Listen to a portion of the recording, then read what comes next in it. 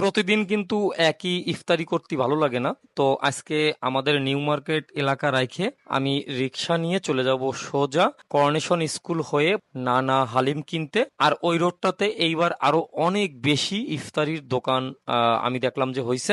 মানে আগে একটা দুইটা দোকান ছিল, এখন মনে হয় 8টা 9টা দোকান হয়েছে। তার মানে এর পরের বছর আপনি দেখবেন যে ওইখানে চকবাজারের মতো একটা ইফতার মার্কেট হয়ে যাবে। তো আমরা আরো অনেক বেশি বেশি ফুড ট্রাই করতে পারবো ইফতারের। এইখানে 100 টাকা থেকে যে কোনো প্রাইজে হালিম নিতে পারবেন, নানা হালিম।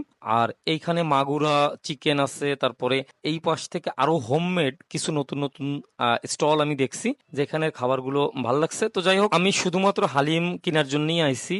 100 টাকা রিক্সা ভাড়া দিয়ে 100 টাকার হালিম কিনলাম। যাই হোক, আবার রিক্সা নিয়ে আমি যাতে যাতে দেখলাম যে একটা হোমমেড দোকান আছে, যেটা হলো আমাদের সেন্ট জোসেফ স্কুলের সাথেই। ওইখান থেকে কিছু ভাজাপোড়া কিনলাম, কিনে নিয়ে আবার নিউ মার্কেটের উদ্দেশ্যে রওনা দিয়ে দিলাম। আর ঈদ তো চলে আইছে, তো কার কার কেনাকাটার কি অবস্থা একটু কমেন্টসে জানায়েন।